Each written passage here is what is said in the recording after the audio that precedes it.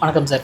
வணக்கம் Simon sir, Rajini அவர்களுடைய 75வது பிறந்த நாள். இது வந்து அவங்க ஃபேன்ஸ் எல்லாம் வெறித்தனமாக கொண்டாடிட்டு இருக்காங்க. முக்கியமான ஹைலைட் என்னென்னா, படையப்பா ரிலீஸ் ஆகி இதுவரைக்கும் பார்க்காத அளவுக்கு ரீரிலீஸ் ஃபிலிமுக்கு ஒரு பயங்கரமான புக்கிங் போயிட்டுருக்கு. ரஜினி சார் கூட நீங்கள் பேசின அனுபவங்கள் ஏதாவது இருந்தால் ஷேர் பண்ணுங்கள். ஒரு 75 வயசு ஆகுது. 75 வயசுக்கு பிறகு ஒரு மனிதனுடைய மனநிலை, உடல்நிலை எப்படி இருக்கும்? அது பொதுவாக அதை தாண்டி ஆக்டிவாக பொதுவாக அந்த பிறந்தநாள்னு வரும்போது எனக்கு ரொம்ப முக்கியமான ஒரு விஷயம், பெரிய ஆச்சரியமான இந்த பிறந்தநாள் வந்து ஒன்று வந்து அவருக்கு 75வது பிறந்தநாள், இன்னொன்று வந்து சினிமாவுக்கு வந்து 50வது வருஷம், படையப்பா ரீரிலீஸு, ரஜினியோடைய சொந்த படம். அது இதெல்லாம் ஒட்டுமொத்தமாக சேர்த்து ஒரு வீடியோ ஒன்று பேட்டி மாதிரியே வீடியோவை வந்து வெளியிட்டார். யார் வேணாலும் யூஸ் பண்ணிங்கன்னு வந்து அப்படியே நீங்கள் ரீவைண்ட் பண்ணி பின்னோக்கி போனீங்கன்னா ஒரு காலகட்டத்துக்கு 90களுக்கு பிறகு 90கள் 80களுடைய கடைசி, அப்புறம் 90களில் தொடர்ச்சியாக வந்து டிசம்பர் 12 வந்தால் அதுக்கு முன்னாலே அப்போ பிரிண்ட் மீடியா தான் ஒரு அறிக்கை ஒன்று ரஜினி ஆஃபீஸ்லேருந்து வந்துடும். சார் வந்து ஊரில் இல்லை, அவர் வந்து இமயமலைக்கோ அல்லது எங்கேயோ வட இந்தியாவுக்கு போயிருக்காரு, ரசிகர்கள் யாரும் வந்து வீட்டுக்கு வர வேணாம், ராகவேந்திர கல்யாண மண்டபம் வர வேணாம் அப்படின்ற மாதிரி ஒரு தகவல் கொண்டாடல அப்படின்னு. இது தொடர்ச்சியாக இருந்துக்கிட்டே இருக்கும்.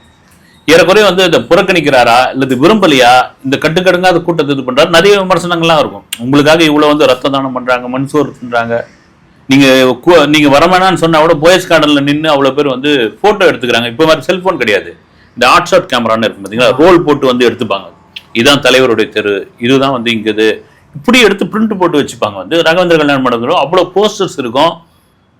அப்படி நீங்கள் வந்து ஒரு கட்டத்தில் உள்டாவாக மாறி இன்றைக்கு வந்து பிறந்த நாளுக்கு ஒரு வாழ்த்து போடுறாரு, பிறந்த நாள் கொண்டாடுறாரு. அவர் வந்து படையப்பாவை பாருங்கன்றாரு. படையப்பா எடுக்கும்போது என்னென்ன பிரச்சனைகள்லாம் சந்திச்சு, படையப்பா யாரை வச்சு மையமாக எடுத்தது, நீலாம்பரி கேரக்டர் வந்து மறைந்த முன்னாள் முதலமைச்சர் ஜெயலலிதா அவர்களை தான் மையமாக வச்சு எடுத்தது. அவங்க தான் மைண்டில் தோணுச்சு. பொன்னியின் செல்வன்ற ஒரு நாவலில் படித்தப்போ அது நந்தினின்ற ஒரு கேரக்டர் தான், அந்த நந்தினி கேரக்டர் தான் நீலாம்பரி. அவ்வளோதான் ஒன்லைனு. இந்த ஒன்லைனை வந்து KS ரவிக்குமார்கிட்ட சொன்னால் அவர் தான் ஸ்க்ரீன் பிளேவும் டைலாக்கும் பண்ணார். அந்த படத்தெல்லாம் எப்படி உருவாச்சு, ஏன் சிவாஜி இதுக்குள்ளே வேணும் அப்படின்னு நாங்கள் அடம் பிடிச்சோம். சிவாஜி வந்து அப்போ வந்து உடல்நிலை சரியில்லாமல் இருக்காரு, அவசியம் கண்டிப்பாக வேணும் அப்படின்னு பொழுது KS ரவிக்குமார் போய் அவர் கேட்டப்போ சிவாஜி அவர்கிட்ட சொல்கிறாரு வந்து, டே நான் இந்த ஒயிட் ஹார்ஸ், நான் வந்து வெள்ளை குதிரை, என்ன மெயின்டைன் பண்ணுறது ரொம்ப கஷ்டம், உன்னால் முடியுமா அப்படின்னு, நான் பார்த்துக்கிறேன் வாங்க சார் அப்படின்னு சொல்லிட்டு. அதன் பிறகு வந்து சிவாஜிக்கு வந்து ஒரு நடிகர்களும் சிவாஜி அவர்களுக்கு வந்து ஒரு பெரிய மன நெருக்கடி, ஒரு பெரிய சம்பளம் ஒன்று சொல்கிறாரு. அந்த சம்பளத்துக்கு ஒத்துக்கிறாங்க. கிட்டத்தட்ட 1 கோடி ரூபாய்க்கு மேலேன்னு வச்சிங்களேன். அந்த 1 கோடியும் கொடுக்குறாங்க. ரஜினியோட சொந்த படம். அதை தாண்டி படையப்பாவோட வெற்றி இருக்கு இல்லைங்களா, அது வந்து ஒரு தாறுமாறான வெற்றி. அந்த படையப்பா இப்போ ரிலீஸ் ஆகுது 99. ரஜினி வந்து சினிமாவுக்கு வந்து 25 ஆண்டு. இப்படி இவ்வளோ காலகட்டம் தாண்டி ஒரு பிறந்த நாளுக்கு இவ்வளோ உற்சாகமாக ஒரு மனிதன் மாறுகிறார். அந்த பிறந்த நாளை வந்து நீங்களும் கொண்டாடுங்கன்னு சொல்றதுக்கான காரணம் என்னன்னா, வயது ஒரு காரணம். அந்த வயதை தாண்டி ஒரு அனுபவம், அந்த அனுபவத்தை தாண்டி இன்னும் நம்மளை வந்து இந்த ரசிகர்கள், நீங்கள் சொல்கிற மாதிரி இந்த சென்னையில் எல்லா ஸ்க்ரீனும் ஃபுல்லாக இருக்குது அந்த படையப்பா ப்ரீ ரிலீஸ்க்கு. இதை தாண்டி நம்ம இந்த வயசுல நம்ம வந்து கொண்டாடுறவங்க யாருன்னா, ஒரு கட்டத்தில் விமர்சனம் எப்படி வந்ததுன்னா, ரஜினி வந்து ரீஎன்ட்ரியா நடிக்க வர்றாரு, ஒரு கேப் விட்டு நடிக்க வர்றாரு அப்படின்போது ரஜினி ரசிகர்கள்லாம் வந்து சுகரு, பிபி, கொலஸ்ட்ரால் இதெல்லாம் இருக்குதுங்க, எல்லாம் வயசாகி போச்சு, அவர் வயது ஒட்டினவங்க தான், இப்போ இருக்கிற பசங்க யாரும் ரஜினியெல்லாம் ஒன்று சீண்ட கூட மாட்டாங்க அப்படின்பொழுது இன்றைக்கு தியேட்டரை ஃபுல் பண்ணுறது யாருன்னா அந்த 2K கிட்ஸ் தான், ஜென்சி கிட்ஸ் தான் கொண்டாடிட்டு இருக்காங்க. இதுதான் அந்த மனசுக்கான காரணம், மாறினதுக்கான காரணம். நம்ம என்ன பண்ணோம், ஏன் இப்படியாப்பட்ட ஒரு விஷயம் நம்மளை கொண்டாடுறாங்க, அது எல்லாருக்குமே உண்டு. அது ஒரு வயதுக்கு அப்புறம் பார்த்தீங்கன்னா இருக்கும், அதனுடைய வெளிப்பாடு தாங்க. அதை சுற்றி இந்த படையப்பாவை அப்படி போற்றி புகழ்ந்துக்கிட்டு இருக்காங்க. உண்மையிலே அந்த படத்தை எத்தனை முறை பார்த்தாலும் சலிக்கவே சலிக்காது. திடீர்லாம் பார்த்தீங்கன்னா எஜமான் படத்தை ரீரிலீஸ் பண்ண போகிறாங்க இப்படிலாம் சொல்லிட்டு இருந்தாங்க. எப்பவுமே ஒரு ரீரிலீஸ் அப்படின்னா ஒரு மாசான படத்தை, அது எந்த ஹீரோவாக இருந்தாலும் சரி, ஒரு மாசான படம், ஒரு ரசிகர்களால் கொண்டாடப்பட்ட படம், திரிக்க விட்ட படம்னு சொல்லலாம், அந்த படத்தை தான் ரிலீஸ் பண்ண முடியும். அந்த படம் தான் கரெக்டாக இருக்கும். எஜமான்லாம் பார்த்தீங்கன்னா ஒரு என்ன சொல்கிறது, ஒரு ஃபேமிலி ட்ராமா மாதிரி இருக்கும். ஒரு செகண்ட் ஹாஃப்லாம் பார்த்தீங்கன்னா ஐஸ்வர்யா, ஒரு 2வது கதாநாயகியா நடிகை லட்சுமியுடைய மகள் வந்து ரஜினி அடிக்கிற மாதிரிலாம் சீன் வரும் அதில். வந்து இதெல்லாம் வந்து ரசிகர்கள் ஏற்றுக்க மாட்டாங்க. வந்தமா நான் ஆட்டோக்காரன் என் பேரு படையப்பா அப்படின்ற மாதிரி அந்த ஸ்க்ரீனில் திருக்கி விட்ரு. நீங்கள் ஒன்றும் இல்லை, அந்த பாம்பு புத்துக்குள்ளேருந்து கையை விட்டு பாம்பு எடுக்கிறது இல்லைங்களா, அது இப்போ ரசிக்கிறாங்க சைமன். எப்போ ரசிப்பாங்க. இப்போ இந்த பசங்க வந்து கொண்டாடுறாங்க. அனுபவம் கூட அப்படி போகிற போக்கில் சொல்லியிருப்பாரு, எனக்கு பாம்பு புத்துல கை விட்டீங்களா, பாம்பு கொத்தலையா அப்படின்னு அந்த கோயம்புத்தூர் பாஷையில் அதுக்கு ஒரு பின்னாடியும் ஒரு கதை ஒன்று இருக்குது. இப்போ நீங்கள் படையப்பாவே பார்த்தீங்கன்னா அந்த படம் சம்மந்தமாக நிறைய சம்பவங்கள்லாம் சொல்லிக்கிட்டே இருக்கலாம். ஆக்சுவலாக அந்த படத்தை எல்லா சீனும் நல்லா இருக்குன்னு கே.எஸ். ரவிக்குமார் எடுத்து முடிச்சிட்ட பிறகு கிட்டத்தட்ட 22 ரீல் அந்த படம், 4 மணி நேரம் ஓடக்கூடிய படம். உட்காந்து ரஜினி போட்டு காமிச்சு இது எதை கட் பண்ணுறதுன்ட்டு யோசனை ஆகிப்போச்சு. எல்லாமே நல்லா இருக்குதுன்றாரா ரஜினி. கட் பண்ண பிறகு மறுபடியும் பார்த்தீங்கன்னா 3.5 மணி நேரம் படமா ஆகுது. 1/2 மணி நேரம் தான் கட் பண்ணியிருக்காங்க. அவர் ரஜினி சொல்கிறாராம் 2 இன்ட்ரோவில் விட்டுலாமான்னு. சார் 2 இன்ட்ரோலாம் தாங்காது. அந்த காலத்தில் பாகவதர் படத்துலாம் ரைட்டு 2 இன்ட்ரோவில் விட்டாங்க இருந்தாங்க. நீங்கள் தேட்டருக்கு அடுத்த ஷோவுக்கு ஆடியன்ஸ் நிற்பாங்க, அவங்க கேன்டீனை பார்க்கணும், தேட்டரை க்ளீன் பண்ணணும். அவங்களுக்கு தான் சார் பெரிய ப்ராப்ளம், கரண்ட் பில் அதிகமாகும், இதெல்லாம் இருக்குதுன்னு. சரி உட்காந்து பண்ணுங்கன்னா அதுக்கப்புறம் உட்காந்து பண்ணிவிட்டு அது ஒரு கிறிஸ்பாக ஒரு 14 ரீல் 15 ரீலாக கொண்டு வந்த பிறகு ஃபைனலாக ரஜினி என்ன பண்ணாரா, எல்லா ரம்யா கிருஷ்ணன் மொத்தம் ரஜினிக்கு ஃப்ரெண்ட்ஸு கர்நாடகா பெங்களூர்லேருந்து வந்து படம் பார்க்க வந்திருக்காங்க. எல்லோரும் உட்காந்து படம் பார்த்துட்டோன்னா அப்போ படம் தொடங்குறதுக்கு முன்னாடி படம் முடிஞ்ச உடனே பார்ட்டி இருக்குது ரவிக்குமார் சார் கலந்துக்கணும். ஓகே சார் அப்படின்ட்டு படம் கம்ப்ளீட்டாக முடிஞ்சு, ஏன்னா எல்லாத்தையும் ஃபைனல் எடிட் பண்ணியாச்சு. டக்குன்னு என்ன பண்ணுறாரா, எதுவுமே சொல்லலையா ரஜினி, கடகடன்னு எது ஓகே நம்ம பார்ப்போம் அப்படின்னு போயிட்டாரான். இவருக்கு என்னடா படம் பிடிக்கலையா, நம்ம ஓவராக கட் பண்ணிட்டோமா, இல்லை கட் பண்ண ஃபுட்டேஜெல்லாம் இருக்குது இடையில சேர்த்துருவோமா, எதுவுமே பதில் சொல்லாமல் நல்லா இருக்குது நல்லா இல்லைன்னு சொல்ல இவரால் கிளம்பி போயிட்டாரு. பார்ட்டிக்கு வேற போகலான்னு சொன்னார், பார்ட்டி நம்மளை கழட்டி விட்டு போயிட்டாரு. என்னடா ஒரு மாதிரி தூக்கமே இல்லை, ஒரு மாதிரி மனசே இதுவாகி போச்சு, படம் பிடிக்கல போலது இவருக்கு அப்படின்னு. மறுநாள் காலையில் 7 மணிக்கெலாம் ஃபோனாம் ஒன்று வந்தோடனே, படம் உங்களை வந்து பார்ட்டி கூப்பிடல ஏன் தெரியுங்களா அப்படின்னு. ஏன் அப்படின்னா, எல்லாம் என் ஃப்ரெண்ட்ஸு எல்லாம் அப்படி இப்படி இருப்பாங்க, உண்மையை அப்போ தான் நிறைய சொல்லுவாங்க அப்படின்ட்டு. அது நீங்கள் பக்கத்தில் இருந்தால் நல்லா இருக்காது, நீங்கள் இருக்கும்போது உண்மையை சொல்ல மாட்டாங்க அப்படி. என்னதான் சார் சொன்னாங்கன்னு, இந்த படத்துக்கு வந்து படையப்பான்னு வச்சதுக்கு நீலாம்பரின் பேர் வச்சிருக்கலாம் அப்படின்னு சொல்கிறாங்க. அப்படின்னு இல்லை சார் உங்களுக்கு படம்னு, எனக்கு டபுள் ஓகே தூள் கலப்புங்கன்றார். அப்போ தான் நமக்கு வந்து ஒரு மூச்சே வந்தது, ரைட் ஓகே அப்படின்ட்டு. இந்த படம் அவ்வளோ சம்பவங்கள் வந்துக்கிட்டே இருக்கிற ஒரு விஷயம் தான். வந்து முன்னேட்டாக வந்து சைமன் இந்த படம் வந்து அப்போ சிஎம் ஜெயலலிதா. நீங்கள் மீடியாலாம் பிரிண்ட் மீடியாலாம் பார்த்தீங்கன்னா விமர்சனம் என்ன எழுதிட்டாங்க, இந்த நீலாம்பரி ரம்யா கிருஷ்ணன் கேரக்டர் அப்பட்டமாக ஜெயலலிதா மனசில் வச்சு பண்ணது தான் அப்படின்னு. ஆல்பத் தேட்டரில் ஓடிங்க இந்த படம். அது எக்மோரில் சிஎம் வீட்டிலேருந்து ஜெயலலிதா வீட்டிலேருந்து ஃபோன் வந்து, அப்போ ஆல்பத் தேட்டர் மாரியப்பன் அவர் வந்து மேனேஜர். மேடம் வந்து பிரிண்ட்டு கேட்குறாங்க படம் பார்க்கறதுக்கு. ஒன்று அப்புறம் வெளத்து போய் கே.எஸ். ரவிக்குமார் ஃபோன் பண்ணி, சார் பிரிண்ட்டுக்கு கொடுத்து அனுப்பியா என்ன ஏதுன்னே தெரியலையான்ட்டு கொடுத்து அனுப்பிச்சிட்டு படம் பார்த்துட்டு பிரிண்ட்டும் வெளியே வந்துடுச்சு, எந்த ஃபீட்பேக்கும் இல்லை. இவருக்கு ஒன்றுமே புரியல. நேராக மறுநாள் ரஜினி வீட்டுக்கு போயிருக்காரு. சார் மேடம் தெரியும் படம் எக்ஸலண்ட்டாக இருக்குன்ட்டாங்க, அந்த கேரக்டர் ரொம்ப பிடிச்சிருக்குதுன்ட்டாங்க அப்படின்னு. ஒன்று அப்பாடான்னு இவருக்கு அதை என்னன்னா, இந்த மாதிரி ஒரு ஆளுமையான ஒரு பெண், அந்த ஆளுமையான பெண் கடைசி வரைக்கும் அப்படிதான் இருக்கிறா அப்படின்ற ஒரு இது இருக்கு இல்லையா, அது பிடிக்கும். அது ஆளுமையான பெண்களுக்கு பிடிக்கும்.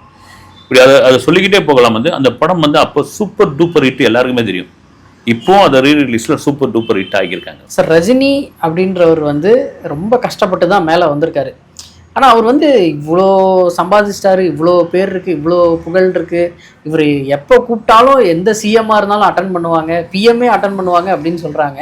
ஆனால் இவர் ஏன் இப்பயும் இவ்வளோ சிம்பிளாக இருக்கார்? அது எதனால் அவர் வந்து இந்த முடிவை எடுத்தார்? அது சிம்பிள் அப்படின்றத தாண்டி அது இயற்கையாக வந்துடுறது தான். வந்து ஒரு கட்டத்தில் வந்து நடிக்கிறாரு இவர் அப்படின்லாம் சொன்னாங்க. இல்லை வந்து இவர் வந்து தன்னை வந்து வேற விதமாக காட்டிக்கிறாரு, அது இயல்பாகவே அமைஞ்சு போச்சு. அந்த ஆறாவை வந்து அவர் அப்படியே மெயின்டைன் பண்ணிட்டு இருக்காரு.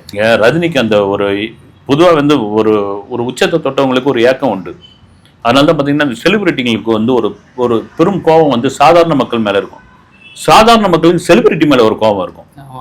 என்னையா இவன் பார்த்தா பென்ஸ் காரில் போகிறான், இவன் இந்த காரில் போகிறான், ஆடி காரில் போகிறான், அனாவசியமாக வந்து தாஜ் ஹோட்டலில் போகிறான், நம்மளாலாம் வந்து இருக்க முடியல. அங்கேருந்து கண்ணாடிக்குள்ளேருந்து கார் கண்ணாடிக்குள்ளேருந்து பார்க்குறவங்க எவ்வளோ சுதந்திரமாக போகிறாங்க, எதுக்கு வந்து சுண்டல் கடையில் சுண்டல் சாப்பிட்டுட்டு இருக்காங்க.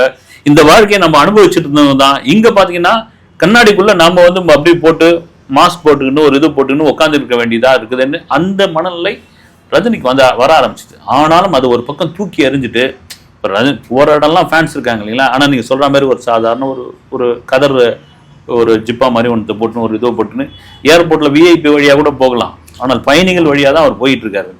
அங்கே கேட்குற மீடியாவுக்கு பதில் சொல்கிறாரு, அங்கே வரவங்களுக்கு வந்து ஃபோட்டோ எடுத்துக்கிறாரு. வந்து இது நடந்துகிட்டு தான் இருக்குது. இது என்னன்னா இந்த எளிமை அவருக்கு வந்து பழகி போச்சு. வந்து இந்த எளிமையை தான் அவர் விரும்புகிறார். ரஜினி அவர்கள் வந்து அரசியலில் வரப்போறார் அப்படின்ற விஷயம் வந்து எல்லார் இடத்துலையுமே பெரிய கான்ட்ரவர்சி ஆச்சு.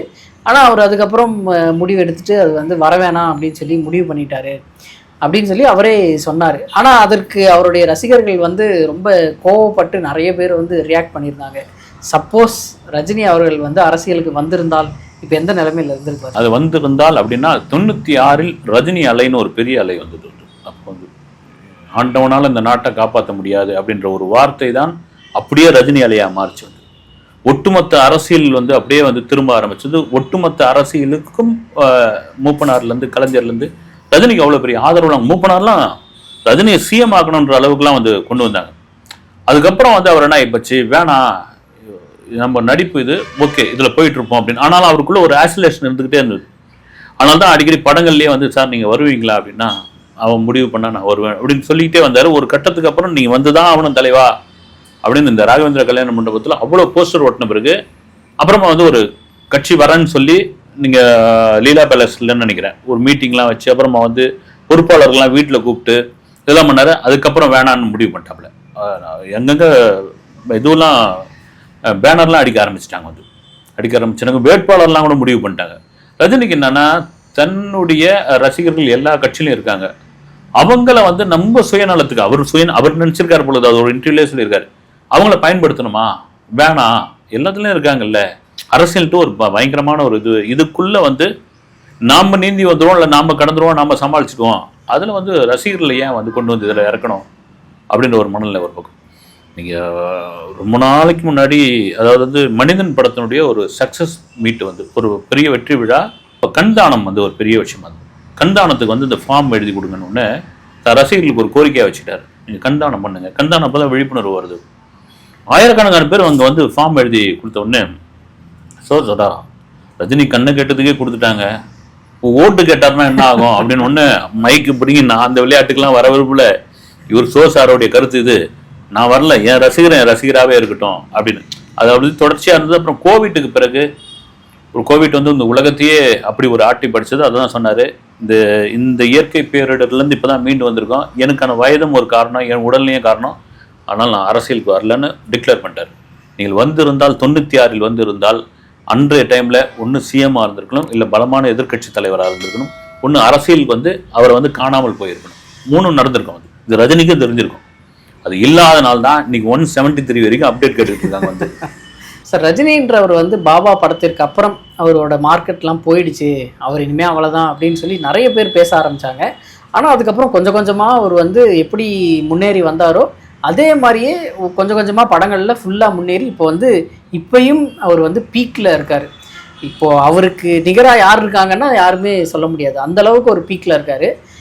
இவர் இன்னும் எத்தனை காலத்துக்கு சார் படம் நடிப்பார்? நடிச்சுட்டே இருக்காரு. நடிக்கட்டுமாங்க, சந்தோஷம் தானே. வந்து அவரோட உடல்நிலையை நம்ம வந்து எடுத்துக்கணும்ல சார். இந்த ஆக்டிவாக இருக்கிற வரைக்கும் வந்து எப்போ அதாவது ஒரு இதில் கூட சொல்லியிருப்பாரு, நான் எப்போ அந்த நடக்கிற வேகம் எனக்கு குறையுதோ அப்போ நான் ரிட்டைர்மெண்ட் ஆகிடுவேன் அப்படின்னு. இன்னும் பாருங்களேன், அதே ஸ்பீடோட நடக்கிற ஒரு ரஜினி தான் வந்து. ஆமாம், நீங்கள் சொன்ன மாதிரி பாபா படத்துக்கு அப்புறம் ரஜினி காணாமல் போயிட்டார், ரஜினி வந்து சன்னியாசம் போயிட்டார், ரஜினி வந்து இமயமலைக்கு போயிட்டார். அப்படி ஒரு மனநிலைக்கே வந்துட்டார். பாபா வந்து அவருக்கு சொந்த படம், சொந்த கதை, அதை வந்து அட்டர் ஃப்ளாப் ஆக்கிட்டாங்க. இதுக்கப்புறம் படத்தில் நடிக்கணுமா அப்படின்ற ஒரு இதுவும் வந்துட்ட பிறகு அவர் வந்து ரொம்ப நாளைக்கு கழித்து வந்து சந்திரமுகி பண்ணார். அதாவது மணிச்சித்திரத்தாழ் வந்து மலையாள படத்தை போய் கர்நாடகாவில் போய் பார்க்குறாரு. அவருடைய நண்பர் விஷ்ணுவர்தன், அது கன்னடத்தில் வேற ஒரு படம், அதுலேயும் ரீமேக் ஆகிருந்தது. அந்த படத்தை கூப்பிட்டு பார்த்த உடனே விஷ்ணுவர்தன் தான் இந்த படம் நீங்கள் பண்ணிங்கன்னா சூப்பராக இருக்குன்றாரு. இல்லை அப்படின்னு சொல்லிட்டு வந்தப்போ திடீர்னு சிவாஜி ப்ரொடக்ஷனில் இவருடைய கால் ஷீட் கேட்குறாங்க. அவங்களுக்கு சிவாஜி ப்ரொடக்ஷன் நடிகர் சிவாஜி வீட்டில் கொஞ்சம் பொருளாதார சிக்கல் வரும்பொழுது வந்து கேட்குறாங்கன்னு, சரி சிவாஜி சாருக்காக ஒரு படம் பண்ணி தரலாம், பி வாசு கூப்பிடுங்க இந்த படத்தை பாருங்கன்றாரு. டக்குன்னு எல்லா வேலையும் நடக்குது. தமிழுக்காக நிறைய சேஞ்ச் பண்ணுறாங்க. நீங்கள் சந்திரமுகியோட வெற்றி தெரியும், வந்து பிளாக் பஸ்டர், அது சூப்பர் டூப்பர் ஹிட். வந்து அதுதான் திரும்ப நீங்கள் வந்து ரஜினின்ற ஒரு பீனிக்ஸ் பறவை சந்திரமுகியால் மறுபடியும் உயிர் பெற்று வந்தது அப்படின்றதுக்கு அந்த படம் தான் ஒரு காரணம். அவரோட 75th பர்த்டே ரொம்ப சிறப்பான ஒரு இயரு. ஆனால் இன்றைக்கி வந்து ஏன் சார் ஜெயிலரில் இருந்தும் எந்த ஒரு அப்டேட்டுமே விடாமல் விட்டாங்க? நானும் ரொம்ப எக்ஸ்பெக்ட் பண்ணிட்டு இருந்தேன், இன்றைக்கி ஏதாவது வரும் அப்படின்னு நினச்சிட்டு இருந்தேன். பட் எதுவுமே இல்லாமல் இது பண்ணிட்டாங்க. ஆக்சுவலாக ஜெயிலர் 2 என்னன்னா வந்து ஏறக்குறைய வந்து ஒரு முக்கால்வாசி படப்பிடிப்பு முடிஞ்சிடுச்சு. அங்கே தான் இருக்காரு. நேற்றுலாம் கூட அங்கேருந்து தான் கேக்லாம் வெட்டி கொண்டாடினார். அது அவங்க வந்து ஒரு அப்டேட் வந்து பிரம்மாண்டமாக விடணும்னு எதிர்பார்த்துட்டு இருக்காங்க. ஒரு ஃபங்க்ஷன் மாதிரி வைக்கணும் அப்படின்ற மாதிரி. ஏன்னா இந்த 50வது ஆண்டு விழாவே கலாநிதி மாறன் தலைமையில் ஒரு பெரிய விழாவை நடத்துறது தான் ஏற்பாடு பண்ணாங்க. இவர் வேணான்ட்டார், ஜெயிலர் 2ல் அதை பண்ணுவோம் அப்படின்னு. ஆனால் நீங்கள் சொல்கிற மாதிரி ஏதாவது ஒரு கிளிம்ஸ் வீடியோ, ஒரு போஸ்டரோ விட்டுருக்கலாம். வந்து எல்லாரும் எதிர்பார்த்துக்கிட்டு இருந்தாங்க, அது விடலை. அது ஒரு பெரிய ரசிகர்களுக்கு ஒரு பெரிய ஏமாற்றம் தான். அவரோட பர்த்டேக்கு வந்து நம்மளும் விஷ் பண்ணிப்போம். அவர் வந்து இன்னும் நிறைய படங்கள் நடிக்கணும், கண்டிப்பாக அதே எனர்ஜியோடு அவர் இருக்கணும் அப்படின்னு சொல்லி. ஓகே சார், அடுத்த வீடியோவில் சந்திப்போம் சார். நன்றி சார். வணக்கம்.